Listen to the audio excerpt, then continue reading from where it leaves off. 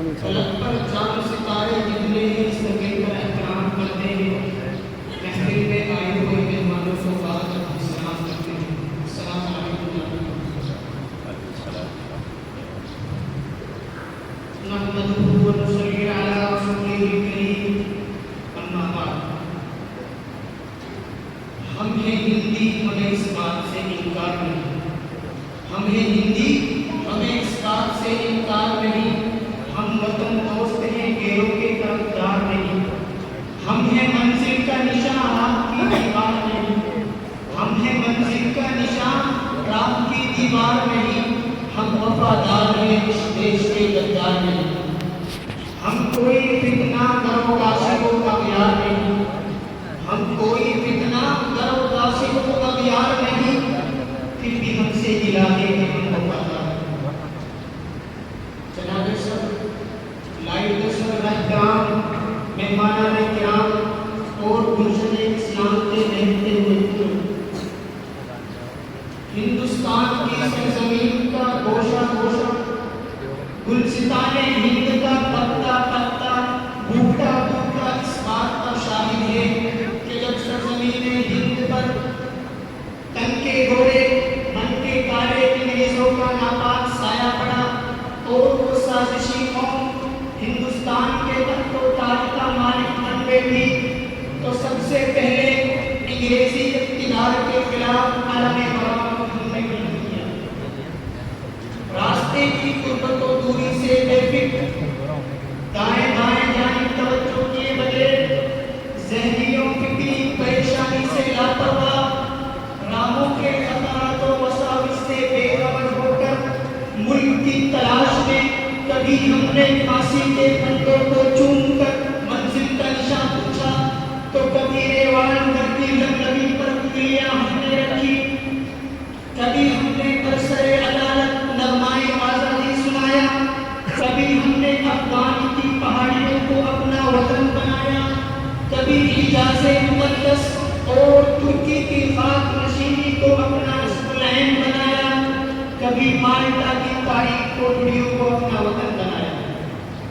اس طرح صدیوں کی غلامی کے بعد ہماری قربانیوں کی بدولت 15 اگست سن 47 کو ہمارا ملک انگریزی اقتدار سے آزاد ہوا، اور ہم نے بہت سوچ سمجھ کر جمہوریت کا راستہ اختیار کیا کہ مختلف ادیان و مذاہب، نظریات و عقائد کے حامل کروڑوں ہندوستانی خود مختار و آزادی کی حقیقی دولت سے سرفراز ہو سکے، لیکن یوں ملے ہم سے وطن کے لوگ آزادی کے بعد، یوں ملے ہم سے وطن کے لوگ آزادی کے بعد جیسے بے حس باپ ہوئی دوسری شادی کے بعد۔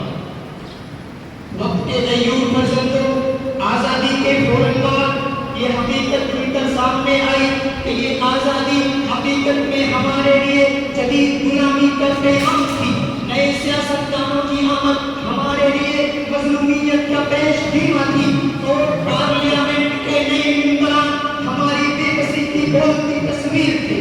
ذرا اٹھاؤ تاریخ اور موازنہ کرو برطانوی سامراج اور ہندو سنگھٹنا، اور بتاؤ کیا انگریزی دور حکومت کے بعد بھارتی حکمرانوں نے ہمیں چین کا سانس لینے دیا؟ نہیں نہیں، سوال نہیں۔ کیوں؟ کیونکہ 3 اپریل 1919 کے حادثہ جلیانوالہ باغ کا صحرا اگر انگریز کے سر جاتا ہے تو آزادی کے بعد سن 47 کے مسلم کچھ فساد میں پنڈت نہرو کی انگلیاں رنگین نظر آتی ہیں، اگر 1857 میں لاکھوں مسلمانوں کو پھانسی کے پھندوں پر لٹکانے میں روڈ دلحوسی کا نام نمایا ہے، تو 1979 میں جمشید پوری مسلمانوں کے 16 پختہ مکانوں کو نظر آتش کرنے کا قلم چین سنگھ کے ماتھے پر بھی ہے، اگر 1860 میں 14,000 مسلمانوں کو چین کی سلاخوں کا سامنا کرنا پڑا، تو آج بھی لاکھوں مسلمان کانا اور کوٹا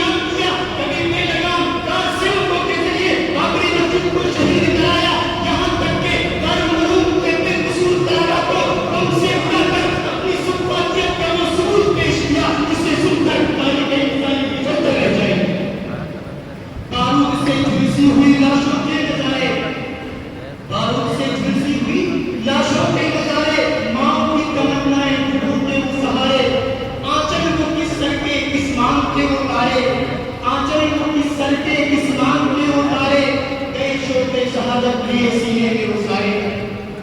मिल्लत के गयूर नौजवानों, किसे मालूम था कि जिस देश को हमने कहवानाए अमन और इल्मे मक़दस बनाया, ताजमहल की रोनाई और खूबसूरती से जिस देश का मयार बुलंद किया, जामा मस्जिद की खूबसूरती से जिस देश को नवाजा, आज वही देश हमारे लिए जहन्नम का बन जाएगा। किसे मालूम था कि वो मदारिस जिनके चमन में के फूल खिलते हैं, जहाँ इत्तेहाद और इत्तिफाक की हवाएं चलती हैं, जिनके पल्ले आए मुजाहिदीन ने अपने खूने जिगर से उसे आजादी की हीना बनती थी, और बस अंग्रेज के चुंगल से मादरे वतन को आजाद कराने में अपने तन मन धन की बाजी लगाती थी।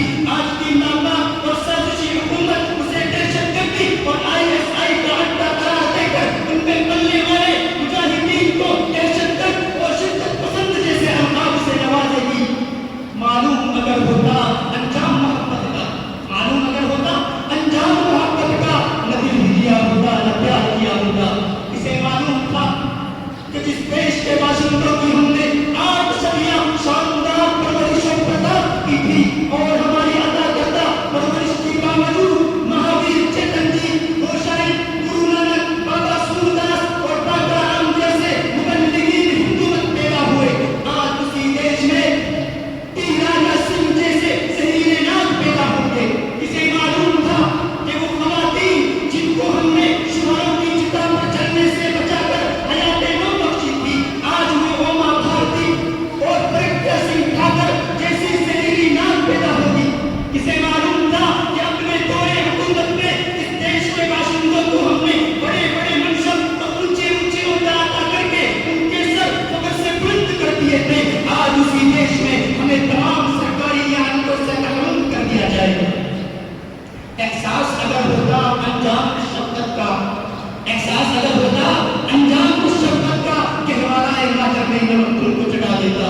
मिल्लत इस्लामिया के पासबानों, मौजूदा हिंदुस्तान के ये हालात हमारे एहसास मजहबी, हमारे अक़ीदा तौहीद को चैलेंज कर रहे हैं। चैलेंज कि अगर तुम्हें इज्जत की जिंदगी गुजारनी है, अगर तुम्हें अपनी माँ की इज्जत और इज्जत का पास और लिहाज रखना है, अगर तुम्हें अपनी इबादत का हमसे प्यार है, अगर तुम्हें अपने मदारिस और मकातब की फिक्र है, तो आप कौमियत और वतनियत, बुग़्ज़ और अदावत की जंजीरें तोड़कर एक वहदत मुंदी के अंदर जज्ब होकर बका और इत्तिफाक़ी जंग लड़ और माज़ी की तबाही पर लोहा खानी के बजाय हालात से सबक आमूज़ हो।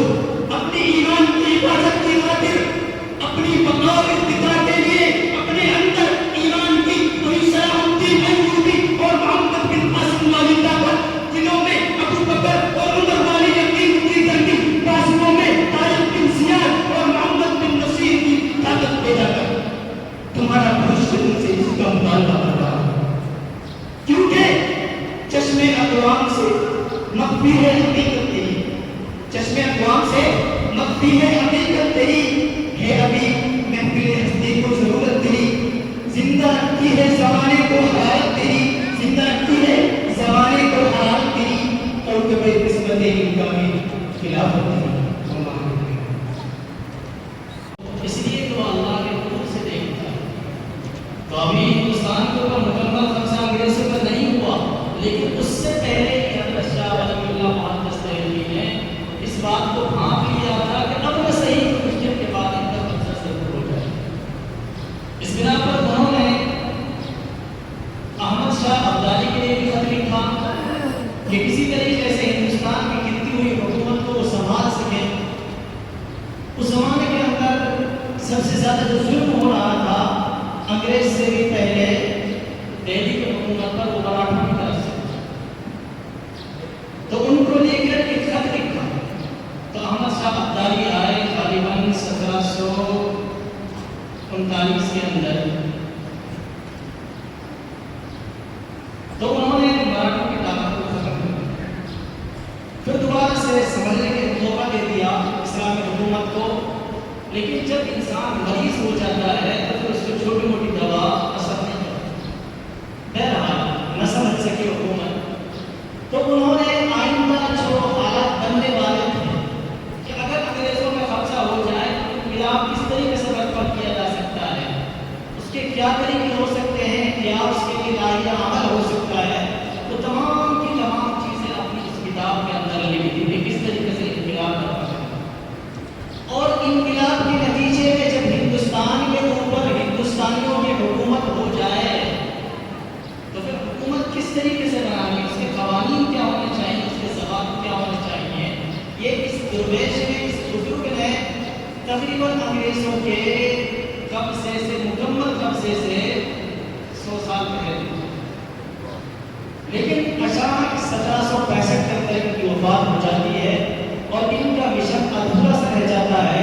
لیکن اللہ کے قدرت پر قربان جائیں ان کا ایک فرزند عزیز حضرت شاہ عبد العزیز محدث دہلوی جو 12 سال کی عمر کے وقت اس زمان 12 سال کی عمر کے اندر مکمل طریقے سے انہوں نے علم حاصل کر لیا تھا اور 16 سال کی عمر میں تمام علوم منقولہ اور معقولہ سے فارغ ہو کر اپنے والد محترم کی گدی پر وہ بیٹھ چکے اور ان کے والد صاحب نے جو مشن شروع کیا تھا اس مشن کو وہ آگے لے کر چلے اور جو کتابوں کے اندر لکھا ہوا تھا وہ صرف سینوں کے اندر محفوظ تھا. جو حضرت شاہ ولی اللہ محدث دہلوی کے شاگردوں کے سینوں میں یا کتابوں کے اندر جو چیز محفوظ تھی حضرت شاہ عبد العزیز نے اپنے شاگردوں کے ذریعے اور اپنے بھائیوں کے ذریعے ملک کے چپے چپے پر اس کو پھیلایا. اور انہی کے زمانے کے اندر شاہ عبد العزیز محدث دہلوی کے زمانے کے اندر تقریباً ہندوستان کے اوپر انگریز قابض ہو چکا تھا اور سب سے پہلا جو فتویٰ جہاد کا دیا ہے ہندوستان کے خلاف اور ہندوستان کے دارالحرب ہونے کا. دارالحرب ہونے کا مطلب یہ ہوتا ہے کہ اب ہندوستان اس حالت میں پہنچ چکا ہے کہ ہر مسلمان پر جہاد کرنا فرض ہے. زمانے کے فتووں کی جو اہمیت ہوتی تھی وہ آج کل کے فتووں کی طرح نہیں ہے. آج کل مسلمانوں کی حالت اتنی بدتر ہے جس کی کوئی حد نہیں ہے. لیکن اس زمانے کے اندر جیسے کہ مسلمان تھے بہرحال کسی عالم کی طرف سے اگر کوئی بات کہی جاتی تھی تو اس کو اہمیت دی جاتی. اس بنا پر اس فتوے کے بعد ملک کے چپے چپے پر آزادی کے شعلے بھڑکنے لگے. جو شخص جہاں تھا وہیں وہ تیاری کرنا شروع کی اور مستقل ایک ضابطہ بنایا. فوجی ایک دستہ بھی بنایا, فوجی ایک جماعت بھی بنائی. اس کے قائد سید احمد شہید بریلوی رحمۃ اللہ علیہ.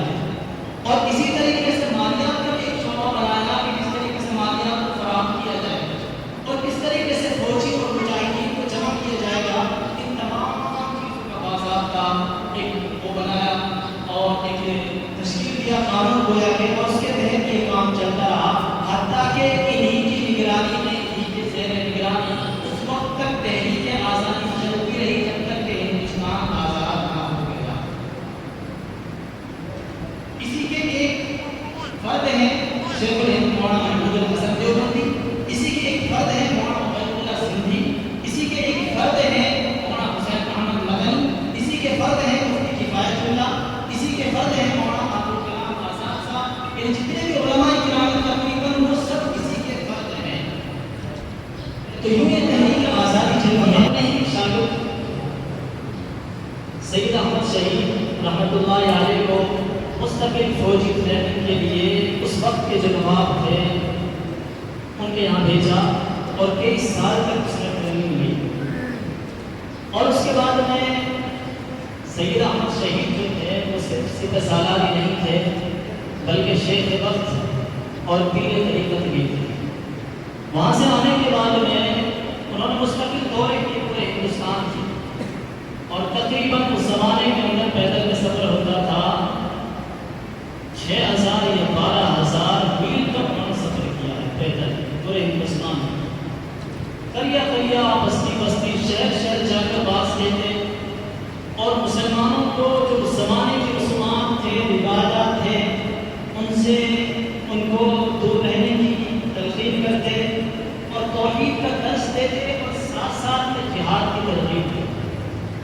پھر اس کے بعد انہوں نے حج کا سفر کیا, وہاں سے واپس آئے. وہاں سے واپس آنے کے بعد اب صبح کا وقت جو کہ اللہ اللہ کرنے کا ہوتا ہے اس کے اندر بھی انہوں نے تسبیحات کے بجائے جنگ کی جو تیاریاں ہوتی ہیں فوجی جو مشقیں ہوتی ہیں وہ شروع کی. اب اگر کوئی شخص ان سے کہتا ہے کہ حضرت ہمیں توجہ چاہیے, ہمیں تسبیحات چاہیے, تو وہ کہتے ہیں کہ سب سے بڑی تسبیح یہ ہے اس کے ہاتھ میں تلوار.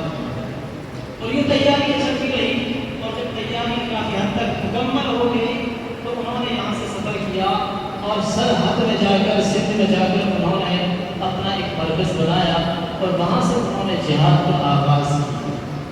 اگرچہ اس کی پہلی جو لڑائیاں ہوئی ہیں وہ سکھوں سے تھی اور وجہ اس کی یہ تھی ایک تو اس زمانے کی جو سکھ حکومت تھی وہ مسلمانوں پر حد سے زیادہ ظلم کر رہی تھی اور دوسری وجہ یہ تھی کہ سکھ جو حکومت تھی اس زمانے میں انگریزوں کی حلیف تھی, ان کی مددگار تھی, ان کی معاون تھی.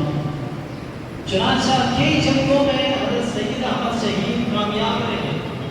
قلت تعداد کے باوجود جس طریقے سے صحابہ صحابہ کرام کو اللہ تبارک و تعالیٰ نے فتوحات سے نوازا، اسی طریقے سے سید احمد شہید اور اس کے ساتھیوں کو اللہ تبارک و تعالیٰ نے فتوحات سے ہمکنار کیا اور فتوحات چلتی رہی، اور ایک وقت آیا کہ 2-3 سال کے اندر انہوں نے اپنی ایک عارضی حکومت بھی وہاں قائم کی، لیکن پھر وہی اپنوں کی غداری، اپنوں کی ایمان فروشی نے ان کو اس حال میں پہنچا دیا کہ آخرکار انگریزوں اور سکھوں کے درگے میں آ کر مالاپور کی پہاڑیوں پر جام شہادت نوش فرما جاتے ہیں، لیکن ان کے شہادت کے بعد یہ تحریک رکی نہیں، مسلسل یہ تحریک چلتی رہی۔ جیسے ابھی کچھ دنوں میں شیخ اسماعیل ہانیہ کو شہید کرنے کے باوجود حماس کی جو تحریک ہے، فلسطین کی آزادی کی جو تحریک ہے، اس کے اوپر ذرہ برابر کوئی فرق نہیں پڑا۔ وہ ایسی تحریک بن چکی ہے اب کہ وہ کسی کے مرنے یا جینے سے بے پرواہ ہے۔ اسی طریقے سے سید احمد شہید نے اپنے شاگرد اور اپنے جو ان کے ماننے والے تھے، مریدین تھے، ان کے ذریعے سے ایسی حکومت قائم کر دی تھی، اور اس زمانے کے جو مورخین وہ لکھتے ہیں کہ ان کی حکومت کو دیکھ کر صحابہ اکرام کی حکومت کی یاد تازہ ہو گئے۔ اتنی بے لوثی ان کی مجاہدین میں، آپس میں پیار محبت، ایک دوسرے کو معاف کرنا، ایک دوسرے کی خدمت کرنا، بڑے بڑے علماء جو بڑی بڑی خانقاہوں کے پیر طریقت تھے، وہ ان کے ساتھ اس طریقے سے چلتے تھے جیسے کہ خادم۔ اگر کوئی ادنا سا مسلمان بھی ان کو کسی کام کے لیے روکتا ٹوکتا تو اس کے کام کو بھی وہ اپنی ایک وقت کی سمجھ کر انجام دیتے۔ شاہ اسماعیل شہید رحمۃ اللہ علیہ اتنے بڑے عالم ہیں کہ لوگوں کو سوال پیدا ہو گیا کہ سید احمد شہید کے کس طریقے سے مریدین ہو گئے، لیکن وہ بھی ان کے ساتھ، ان کی پالک کے ساتھ، خادم کے ساتھ طرح چلتے ہیں۔ تو ایسی حکومت قائم کی انہوں نے، صحابہ اکرام کی خلافت کی طرح حکومت ہونے چلائی، لیکن بہرحال ان کی غداری کی وجہ سے ان کو جام شہادت نوش کرنا پڑا، اور ان کی تحریک کیوں چلتی رہی، اور اسی تحریک کا نتیجہ غالباً طالبان کی حکومت میں جو افغانستان کے اندر ہے، انہیں تحریکوں کا وہ نتیجہ ہے، انہیں کے جبرات تھے جنہوں نے اس شہر کو روشن رکھا، اور بعد میں چل کر اسی کے ذریعے سے انہوں نے یہ باغ لگایا جو آج افغانستان میں ہمیں نظر آتا ہے۔ بہرحال پروگرام کو آگے بڑھاتے ہوئے ہم نے دعوت اسٹیج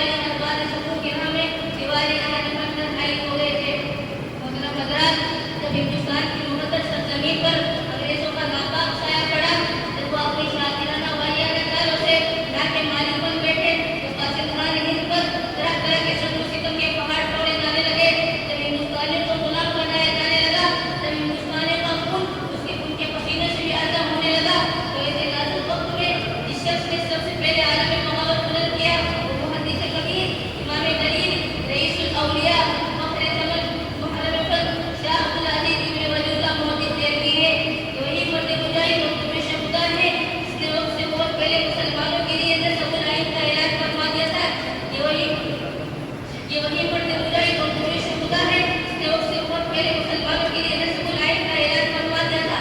وہاں تک پہنچنے کے لیے دوسروں کو یہ پر صحابہ سے انتظار کرنا تھا. عبد العزیز کا فتویٰ کیا تھا؟ وہ ایک طرف کے بیانات کی دشمنوں کے نقل تمنا میں گر پڑی. انگریزوں کی نیندیں حرام ہو گئی. جگہ جگہ آزادی کے شعلے بھڑکنے لگے. جگہ جگہ آزادی کا پرچم لہرانے لگے. سینوں میں ولولے مچلنے لگے. حوصلوں نے انگڑائیاں لینا شروع کر دی.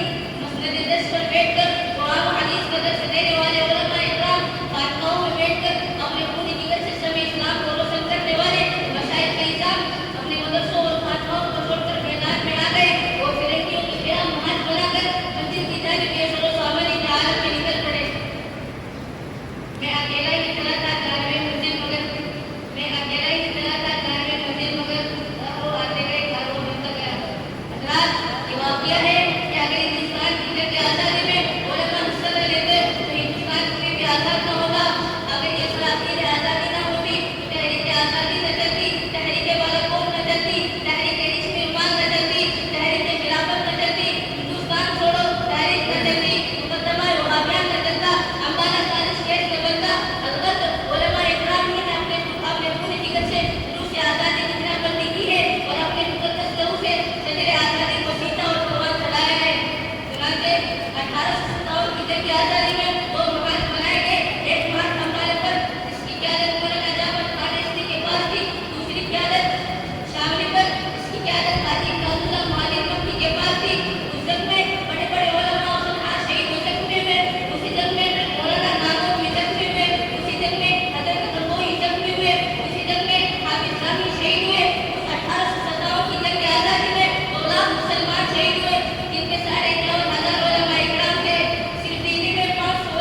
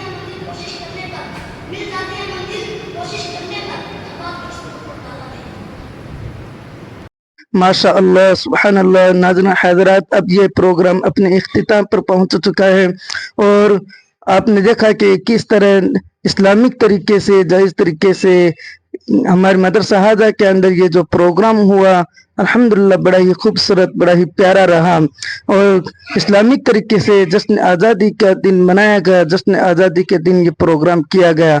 जो हजरात स्कूलों के अंदर जाकर डांस प्रोग्राम, नाच गाने, बेहुदा प्रोग्राम देखते हैं, उनसे मैं इल्तिजा करूँगा कि वो स्कूलों के अंदर जाकर नाच गाने ना देखा करे, यहाँ पर आया करे। मदरसा हाजा के अंदर, मदरसा बाकरा मोड़ शहर झुंझुनू के अंदर आ जाया करे। सुभान अल्लाह, यहाँ पर हमारे अकाबिरीन की स्टोरी, अकाबिरीन का तज़किरा बयान किया गया और कुरान की तिलावत की गई, नात पाक पढ़ी गई। अल्हम्दुलिल्लाह, यहाँ पर हम गुनाह से भी बचते हैं और बेहुदा प्रोग्राम देखने से भी बचते हैं। या अल्हम्दुलिल्लाह, हर प्रोग्राम पर सवाब ही सवाब मिलता है और हम अगर स्कूलों में जाएंगे तो बेहुदा प्रोग्राम देखेंगे तो वहाँ पर सिर्फ गुनाह मिलेगा और कुछ भी नहीं मिलेगा। तो नाज़रीन हज़रात, मैं चाहता हूँ कि आप